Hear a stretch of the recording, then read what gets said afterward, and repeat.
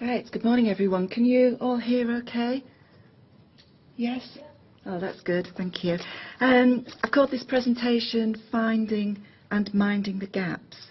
And this phrase, mind the gaps, not original, it's been used before. You'll often see it in journal papers, and I've used it myself before as well. But it's not just a case of minding the gap. You have to recognise that there's a gap there in the first place. And you've got to know the size, and you've got to know the shape of it. And where digital capabilities are concerned, these gaps can be much wider and much deeper than we realise. So I've got just 25 minutes, and anybody that knows me knows that I can wander off track because there's always so much to say. So I've started to try and be a bit more structured, and I've written myself a bit of a script so that I don't wander, and hopefully we'll have time for questions at the end. So there's an expectation, if you're involved in teaching or supporting learning, you'll be engaged with a range of digital tools like these.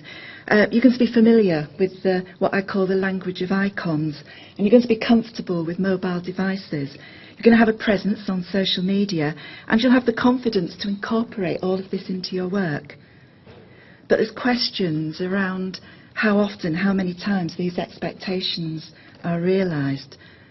And there were several references yesterday to how easy it is to make assumptions about digital capabilities which don't always match reality.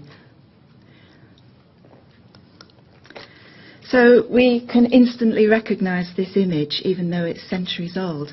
In this lecture, we've got the lecturer stood at the front, who's in control, and we've got students that are demonstrating a whole range of interests. So some are listening, but some are reading, and some are talking to each other, and some of them are having a little sleep, and there's some people that would say things haven't actually changed that much over the years. But the lecture itself, it's very deeply embedded, isn't it, into the university experience. And it's what many academic staff new to teaching expect. And it's what many students new to higher education also expect. So it's maybe not surprising that the dominant model of virtual learning environment use is some form of lecture replication. And the lectures are very passive pedagogy. It can be quite didactic. But the rationale for using VLE in the first place is the opposite. It's because of its potential to be much more interactive.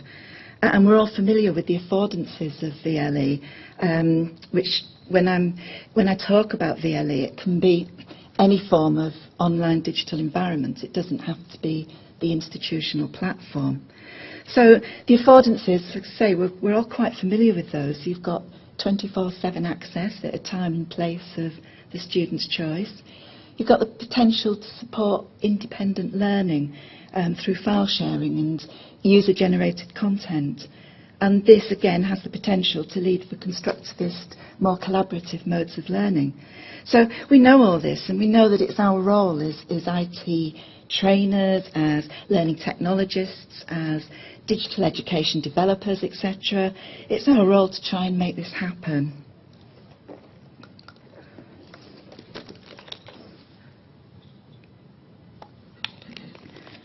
So for many academic staff, this is more like their everyday experience. And I've got to admit that there's times when it still feels like this for me. I changed institutions a few months ago, so I moved from the University of Lincoln to the University of Hull, and there is nothing like not knowing your way around a new set of networks and systems to make you feel like this. Ultimately, I think the battle with the digital is always going to be a personal one. The only way to sort of combat any anxiety we have about using education technology is to feel that fear and to do it. But that is so much easier to say than it is to do. And for many academics, if their subject expertise doesn't have a technology base, or they wouldn't list technology as a hobby or an interest, then this is likely to continue to represent how they feel. And it's human nature to avoid the things that we're unsure about. So if you're somebody who's digitally shy or reluctant, then you're going to be less likely to attend the technology training workshops, going to be less likely to follow the digital blogs, to apply for digital funding, or to come to digitally themed conferences like this. And the list goes on. And it's this absence of presence which results in digital divides on campus. And these divides themselves, they tend to be invisible, because opportunities to enhance digital practice, they tend to attract those who are already interested. So we see the same faces over and over again, while those who aren't known to us, they're the ones who continue to exclude themselves from digital ways of working. And I was converted to education technology in quite an unexpected and unanticipated way. I took the MA in Open and Distance Education with the Open University, and it was a 3-year part-time course.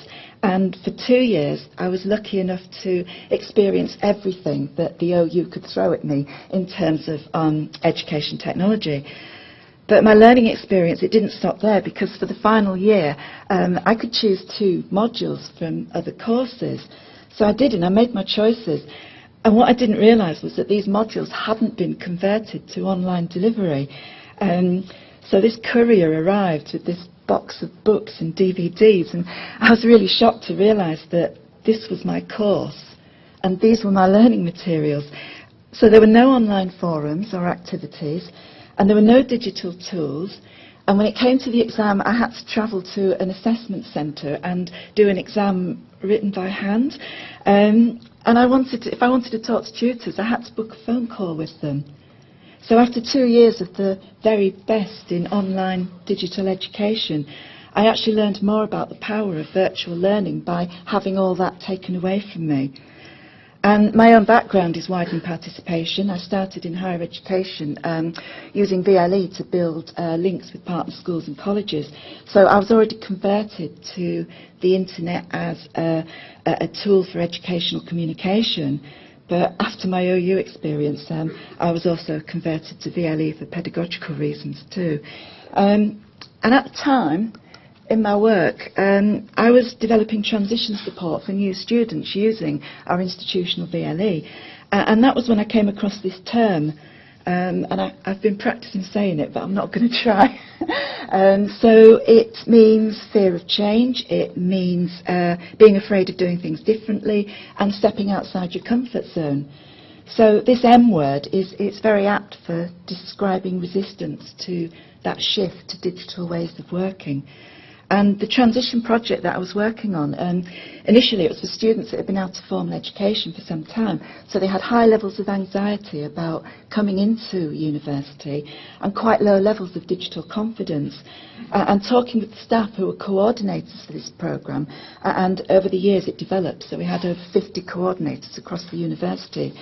This gave me further insight into sort of how this lack of digital skills existed on both sides. So we had students that were unsure about their VLE, we had teaching staff who were also unsure about the VLE, but the digital technologists were making all these assumptions that didn't quite match up with the reality. And I'm sure you're all familiar with the concept of the digital native. Back in 2000, Prensky suggested that there was this digital natives and digital immigrant duality. So he claimed that people born into this world of digital technology would be more confident users, whereas staff who were rooted in more pre-digital ways would be less likely to be engaged. And this duality has been quite rightly criticised over the years, it's oversimplistic. But this notion of students as being more digitally competent than their teachers is really stuck. It's become a very sticky image. But the reality is different, and they may be active users of mobile technology and social media, but they're going to be much less likely to be using them effectively and critically for their learning. And really the only way that we can make this happen is to have academic staff who are also effective and critical users as well. So my role, which is one most of you will be familiar with, would be to try and make this happen. And this is one way that I tried to do it. And in my previous role, I developed a couple of short teacher education courses called Teaching and Learning in the Digital Age. And the courses came out of an HEA Open Educational Resources programme. And academic staff became involved because they were more interested in learning and teaching than they were in digital innovation. And when I look back with hindsight, I can see that actually I made assumptions as well. And I wasn't explicit as I could have been about the digital aspects of working with OER. So for many people that were in the teams, the actual searching, downloading, reusing, repurposing OER was quite a steep learning curve. And I think one of the best outcomes of the OER project for me was that how ICT staff who were involved actually did learn to recognise that their assumptions didn't always match reality. But what I noticed over the year was that everybody's levels of digital confidence really increased. So when the project ended, I looked for something which might have a similar effect. And these accredited courses, these were about trying to find ways to offer designated time and space for digital development. So the courses were delivered and assessed through the VLE, which was Blackboard. They used all the VLE tools as well as social media and audio and video. But staff were enrolled as students, and for many staff that was their first experience of what it was actually like to be a student on a virtual learning environment. The courses involved action learning, lots of active learning, so there were no lectures, but there was lots of reflection on how the experience of being on the VLE might be converted into people's own practice. And participants, they developed digital skills throughout, but a bit like the OER project, I sort of did it in through the back door. It was the backwards way around of doing it. And we used collaborative action research loops, as shown on here, to try and evaluate and build that feedback back into each iteration of the course. And it was a really valuable experience, in particular for me, because for 3 years I had academics telling me what worked and what didn't work for them in terms of their own digital confidence. And while I was doing literature reviews, I sort of turned that into my PhD research project. And doing the literature reviews, I found there was lots of literature around how students learn as e-learners, but there was much less about how academics teach as e-teachers. And yet the pedagogy of online practice is so very different to face-to-face, and all forms of online engagement, whether they are distant or flipped learning or blended learning, they all need digital capabilities that are of both the practical and the pedagogic kind. So if we go back to 1997, which some of us do, Paul Glister famously said that digital literacies were about ideas and not keystrokes. And this concept is just as important today. We still need to work with this idea about concepts rather than the actual ways in which we use the technology. And adopting digital ways of working, it really does demand this cultural and this linguistic shift, and this was referred to in a couple of the presentations yesterday. And it needs the acquisition and the building of digital capital. And yet, too often, I think, technology is seen as a functional tool without that level of critical thinking or reflective practice. And at Hull, we're in the process of changing VLEs, and we're moving from Sakai to Canvas. And the most common response from staff is just show me how to do it. Show me what I need to click. Show me how to use this in the same way that I used the previous VLE.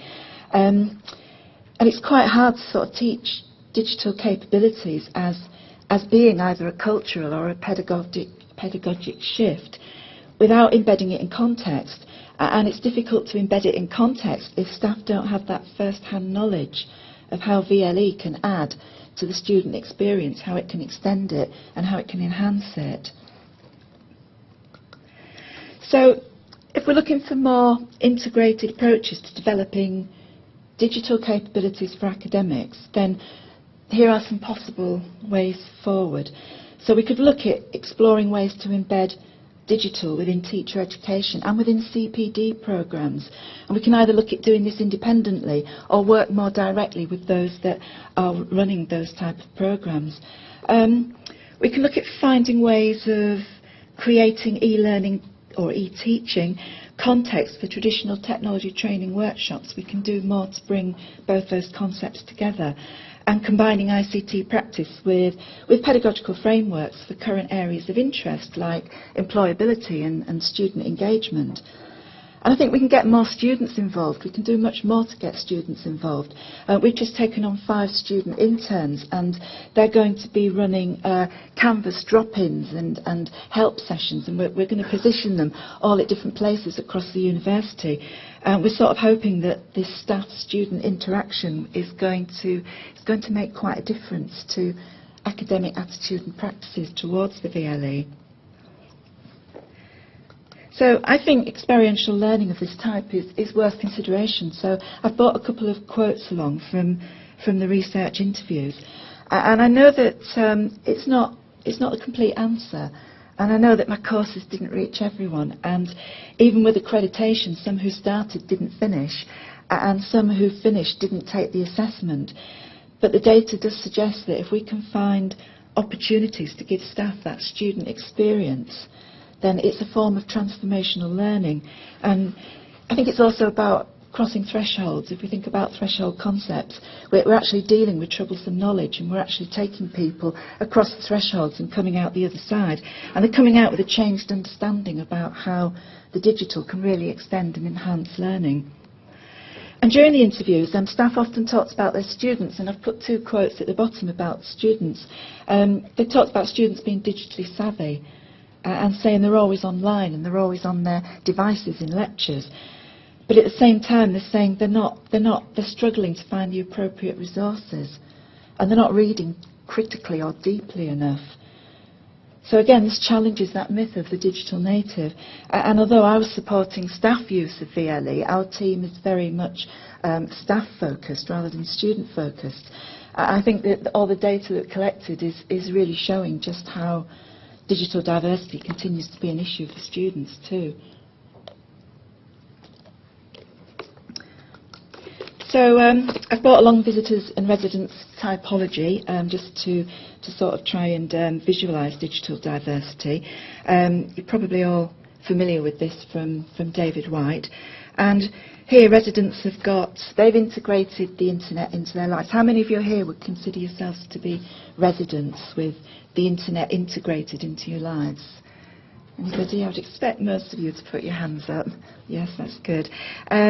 So yeah, residents, lots of digital connections, work in established digital communities of inquiry and practice, but visitors only go online when they have to, and then they leave again. So the technology is much less integrated into their lives, and they don't think within digital frameworks, which is so much a part of that shift, that cultural shift to using digital technology for education. So to support the development of technology-enhanced learning, what we need to do is try and encourage academic staff to adopt more residency behaviours. But many are likely to be visitors, and quite a few don't visit very often, if at all. So what I've done is I've added a 3rd category, and I've called this category the nays, and the nays stands for the not arrived yet, and it represents a significant gap. The nays share a number of features, so they're not yet using technology to support their teaching practice. They're asking admin staff to upload all their resources onto the VLE, and they've got admin staff managing their whole online submission process as well. So the names don't appear on Google, and they're unlikely to play any active role in supporting digital graduate attributes or even using digital means to enhance the student learning experience. And the problem for us as digital developers, as IT trainers, as digital education people, is that the nays, the not arrived yet, quite often they're invisible to us because they're not on social media, and they're not coming to technology training workshops or events like this, and they're not making themselves known to digital support services. So for me, as I'm sort of coming towards the end, this opens up quite a few questions. Does our understanding of digital diversity go back far enough? And does it reach those that are still at the beginning of that digital journey? Because unless we can highlight that full extent of digital diversity, we're only ever going to be working with the adopters and the residents. And I wonder if we're finding the gaps as well as minding them. And once we've got them, have we got appropriate ways to fill them? And are our baselines low enough, or do we come in at too high a level? Because when it comes to being digitally literate and capable, I think we may need to go back to basics more than we realise, and we need to go back to thinking about areas like naming and saving file conventions and looking at folder management, because we can't assume that people have got those relevant baseline skills, because from my experience many of them don't. And it's things like working with multiple tabs and windows in browsers, and using email and using an email calendar. And I don't know if you have the same experience, but there's quite a few people that I work with are very unsure about using technology in these ways. And of course then that isn't going to be reflected in the way that they're managing the VLE and the way in which they're working with the students. So as well as minding those gaps, we've got to be sure we're recognising size and shape of them in the first place, but also can we find more ways to share practice? And a QAA theme for this year was digital literacy, and the QAA called for greater dissemination of all the digital development projects that were run by JISC and through the HEA.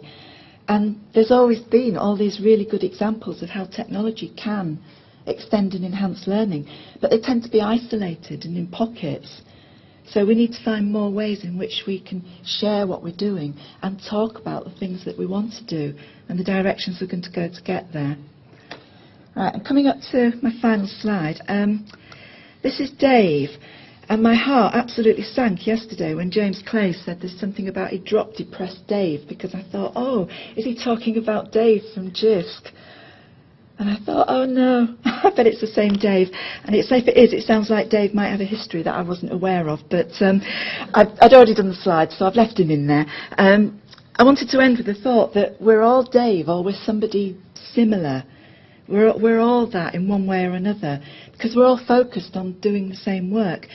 And we've got the digital skills and the digital expertise, but we have to find ways in which we can target them to the most appropriate places and in the most appropriate ways.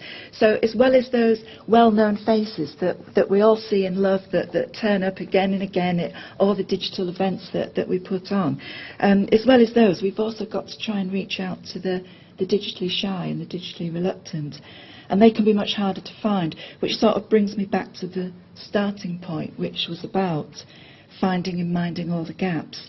And in particular where staff are more wedded to traditional forms of teaching. And in my new role I've been tasked with developing a digital capabilities framework. So if any of you are doing this now or know that you're going to be looking at this in the future, I mean, I'd absolutely love to talk to you, either face to face or online. That would be really useful. So I put my contact details up there. So I've managed to finish in time, and I've managed to finish in time for some questions. I've also put the hashtag up, so don't forget to use the hashtag and tweet for your team. Thank you all for listening. And has anybody got anything that they would like to say?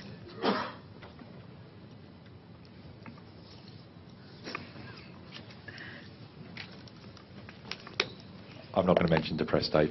Obviously he's got a new job. Now, I think one of the key things, and I really forgot what I was going to just say then. Yeah, so you made the valid point about the staff not having these basic ICT skills. Why on earth are we recruiting these staff? You know, why isn't that in the basic job description? Why isn't that part of the core recruitment process? Why are we thinking that it's not necessary for someone who's working in a modern university that lives and works in a digital world not to have some basic digital skills?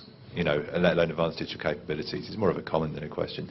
But to me, that's part of this problem. Is we're trying to train people who are saying are fearful of technology. Part of me thinks they may be lazy about it. They feel they're safe where they are. Part of me thinks this is a modern world. This is a modern university that's trying its best to move ahead. People like Dave are trying to move it ahead. Why are we recruiting those people? I think this is part of the whole cultural shift, and not everybody has got the message. And until we do the talking, and we have this, we need to talk. That should be our strapline, really, maybe for the next conference. Until we're actually talking to people in HR and talking to people that are working with recruitment and managing that process, until we're having those conversations, then I think it's not on the radar. Somebody mentioned yesterday about social media and only knowing what you know. You don't know what you don't know. Again, that's something that's come up a few times yesterday. And people, I think, are not aware of the role that technology can play in extending and enhancing the student learning experience. And I think this is part of the problem as to why those messages aren't getting out there. And part of our role is to try and put the messages out there and to talk to the people that are not yet on board. Yes, hi, I've got a question over here.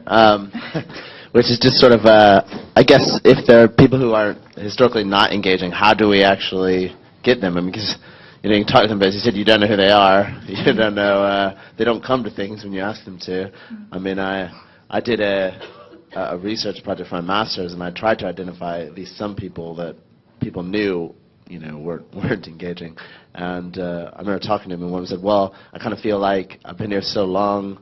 I can't say I don't know how to do this stuff anymore, so I just keep pretending that I don't." So I guess any ideas you have around how we can actually engage those people would be really great.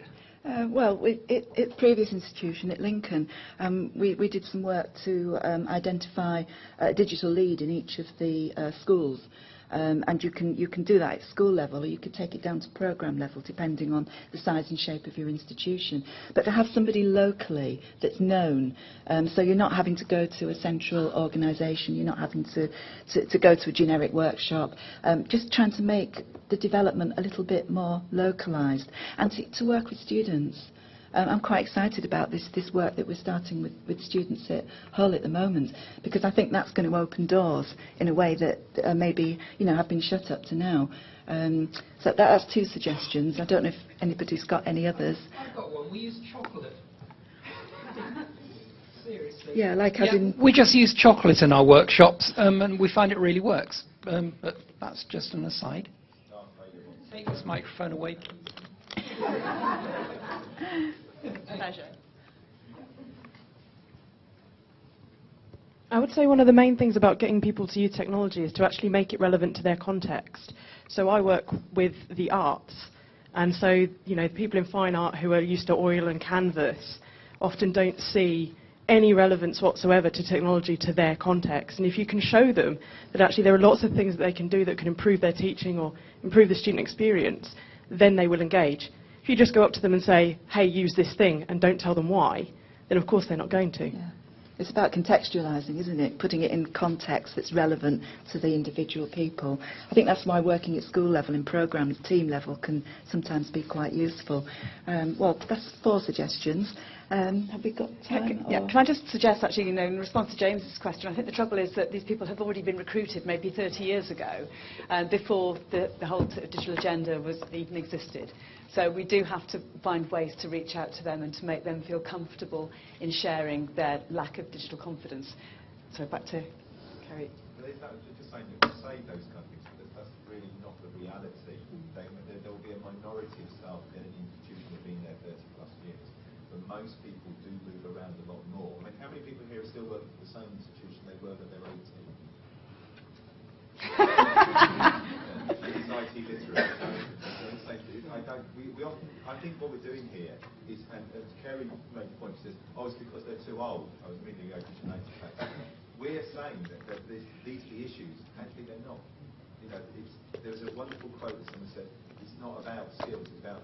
We try to sway people. We say it would be a good idea if you could do this. It'd be nice. Why are we mandating it? If somebody was being racist, we wouldn't, or sexist, we wouldn't live with that, would we? Doing it. The question is, does digital, that kind of aspect, are we discriminating digitally? There we go, I've got off the soapbox. Yeah, back to Kerry. I mean, I think one of the... I didn't say anybody was too old, by the way. I think I might Just to clarify. My point was that a lot of people, like you say, haven't been, been employed, for a long time, or actually those at working age didn't grow up with technology like some of us have. The other thing I would say is we talk about students and we talk about widening participation and we say we've got to support students and stuff like that. But why does that not apply to staff as well? Shouldn't we be making sure that staff can work in a digital university? And yeah, we're probably a bit guilty, obviously, of not supporting staff in that way. And that's our failing, I think, not the staff's failing. And that's kind of my... I think we're going to have to draw the line now. Fascinating discussion, and maybe we can pick it up again during the question time later on. And thanks very much, Sue, for a really interesting and thought-provoking presentation.